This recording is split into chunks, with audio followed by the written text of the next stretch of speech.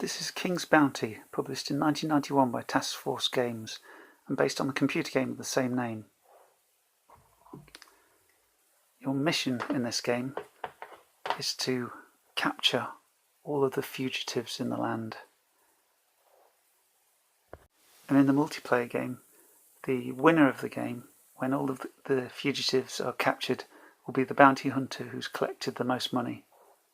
Whereas in the solo game, the game continues until you draw the fugitive Argonaut the dragon, and then you only have a certain time, shown on this time track, to rescue the child of the ruling family before they are eaten by the dragon. In this playthrough, I'm just going to show you one tracking down of a fugitive, just to give you an idea of how the game works.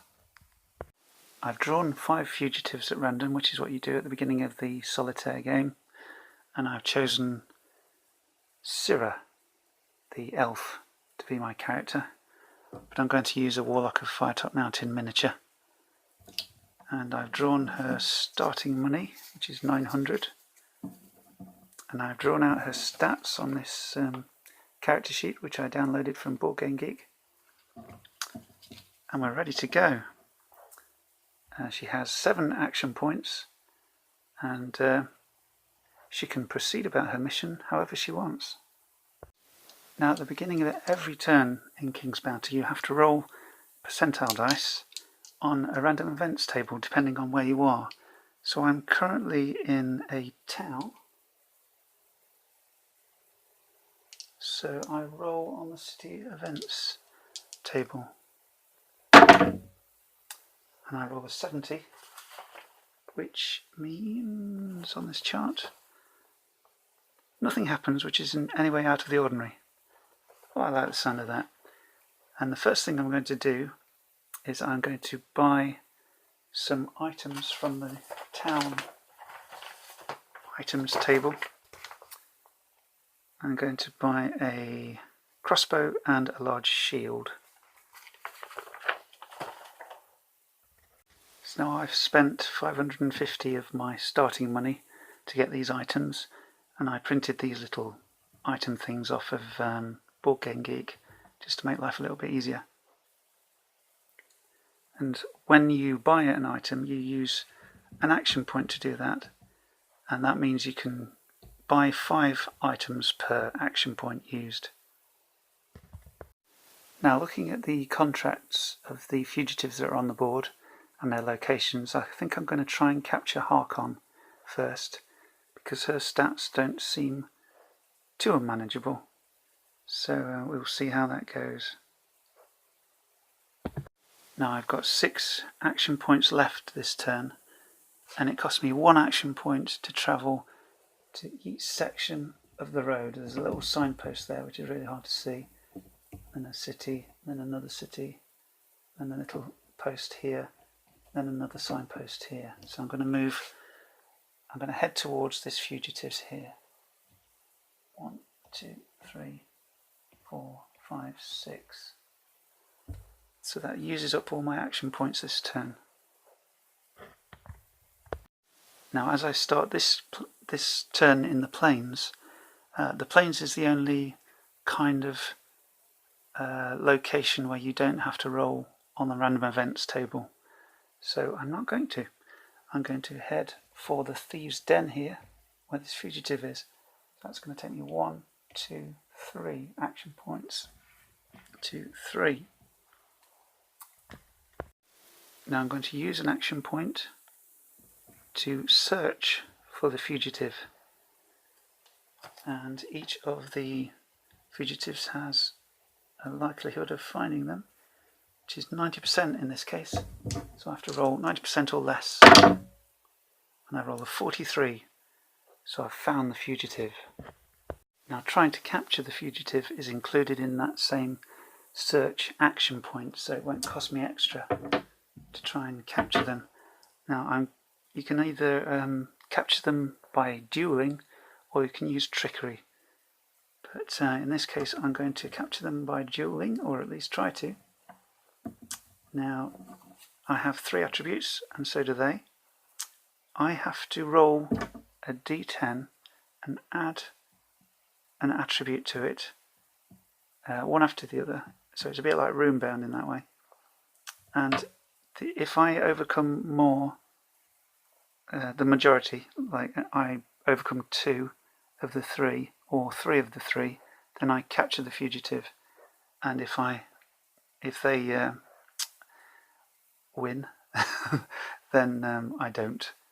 So we'll see how this goes. My strength, I have +2 to my strength, so that's 8. So I roll a die +8, and that's 10. So that's 18. I win that one. Now my spirit is 8. I have to beat a 12, and I managed that. And skill, I get +1 to spirit from my crossbow. Never mind, I forgot that. I get +1 to my skill, which is 10 now. So I need to roll at 7 or more. But I have won the majority. So I've failed that one. So I do suffer some damage, but I do manage to capture the fugitive. And as I lost one of the contests, I lose 1 action point. I have to spend 1 action point in recovering. If I had lost 2, I would have had to spend 2, and if I'd lost 3, then I would have had to spend all of them, and I would have had to spend another one on the next turn, and I would have failed to capture the fugitive. And when you capture a fugitive, you gain 5 fame points, because you start on 0. You can choose to either capture the fugitive alive or dead, but if you capture them dead, then that has a bad effect on your reputation. So I will capture them alive. I can add 1 experience point to either my strength, spirit, or skill. So I think I'll add it to my strength.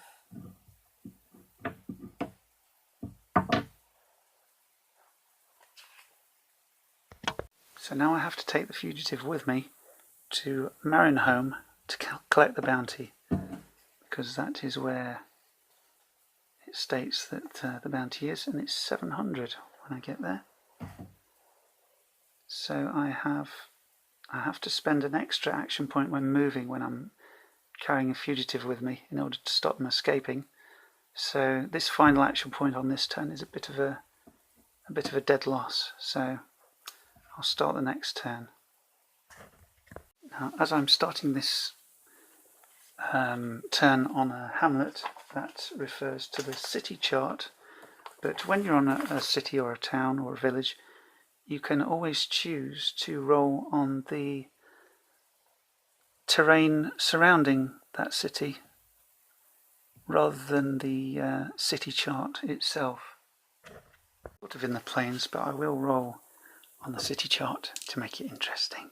And it's a 90. Nothing happens which is in any way out of the ordinary. But, for instance, if I'd rolled a 9, you are attacked by thieves while traversing a darkened alleyway. There are 4 thieves who will attack you 2 at a time. Their stats are WD. If the thieves win, spend 2 action points recovering and lose all gold that you carry except 100. If you defeat the thieves, collect 200 from them for your inconvenience. But in this case, nothing happened. So I can spend an action point preventing the fugitive from escaping, and I take them with me. From the thieves' den I go 1. How am I heading? Sorry. 1, 2, 3. 2, 3 action points. And now I can collect the bounty. So I spend an action point to collect the bounty for this fugitive, which is 700. Is that right? No, it's not. I'm in the wrong place. So I got that completely wrong. I'm in the wrong place. I'm in the right region, but I'm at the wrong location. So I don't spend an action point to collect the bounty. I carry on to the dead man's house, which is the actual location. I wasn't reading it properly. At the start of this turn at dead man's house, I will choose not to roll on the city chart because I'm in the plains. So you can choose either to roll on the chart of the place where you are, the city, or on the surrounding type of location. So, I don't know. I think I might roll on the city chart actually. I feel a little bit vague about that. I feel it's a bit of a cop-out if you are in a city and you don't have to roll anything. But I guess it makes sense. 59. Nothing happens which is in any way out of the ordinary. That's what we like. Now I can collect the bounty by spending an action point. Unfortunately, my reputation as Sirah is 8. And on this chart, if your reputation is between 8 and 12, you get a minus 100 to the bounty, so I only collect 600. I also forgot to spend an extra action point in preventing the fugitive from escaping in the beginning, but now I've handed them over and collected the bounty. That won't be a problem anymore.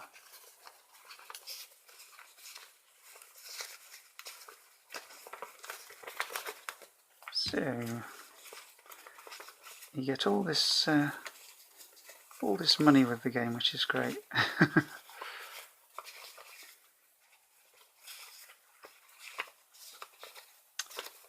There we go, there's a 500 I was looking for.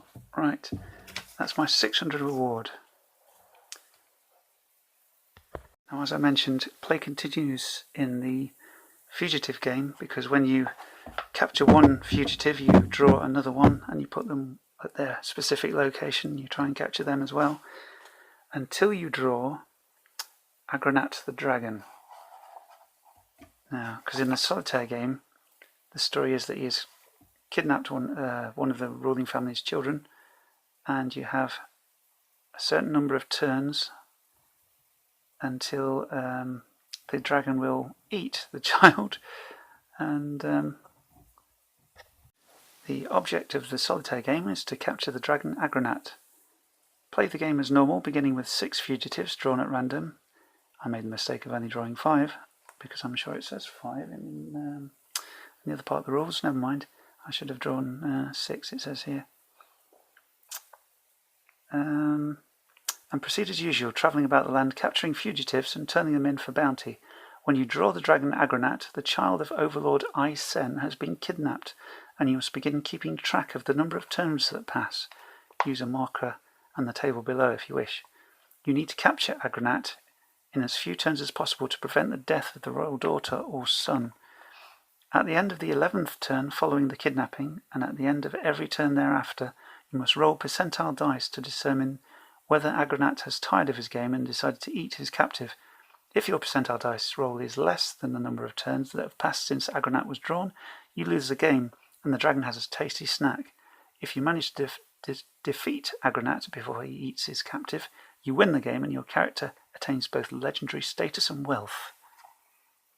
So that's the outcome of the solitaire game for you. Now, this was just a quick playthrough to show you a few little bits of how the game works. So you carry on capturing fugitives, buffing up your skills, and buying equipment to help you on your quest. And sometimes the fugitives will have magical items which you can then take, which will also help you. Now, the solitaire game, or the game in general, could turn into a bit of an epic, but you can always decide just to go and capture 1 or 2 fugitives just for a bit of an adventure and see how you get on. And instead of one of the 8 pre-generated characters, each with their own backstory, you could generate one of your own characters. So it does contain a lot of depth. This game does. It's trying pretty well to be a bit of a role-playing game, to some degree. You can generate all your stats and decide what race you want to be.